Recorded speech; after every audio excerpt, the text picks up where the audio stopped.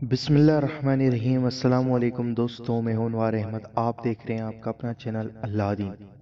नाजरीन, जीना में 6 मुसीबतें हैं। आइए नाजरीन जानते हैं, वीडियो को पूरा और आखिर तक ज़रूर देखना, क्योंकि यह वीडियो जो है वह नौजवानों के लिए बहुत ही ज़्यादा नसीहत वाली है।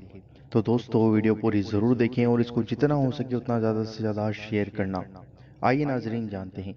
रिवायत है कि हज़रत मूसा अलैहिस्सलाम ने जानी की सज़ा के बारे में पूछा तो रब ताला ने फरमाया, मैं उसे आग की ज़िरा पहनाऊंगा। वह ऐसी वज़नी है कि अगर बहुत बड़े पहाड़ पर रख दी जाए तो वह भी टुकड़ा टुकड़ा हो जाए। कहते हैं इब्लिस को 10,000 बदकार मर्दों से एक बदकार औरत ज़्यादा पसंद होती है।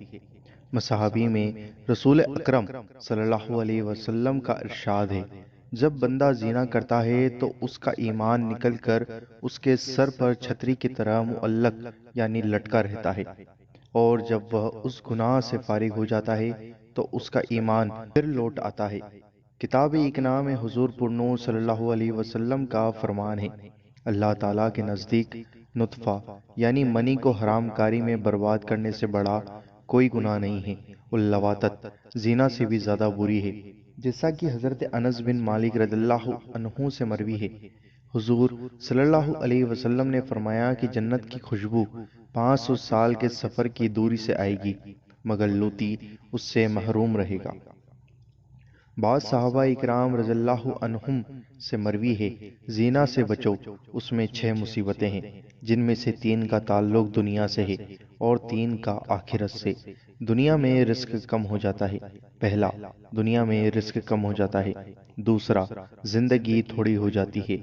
तीसरा, चेहरा बिगड़ जाता है। चौथा, आखिरत में खुदा की नाराजगी।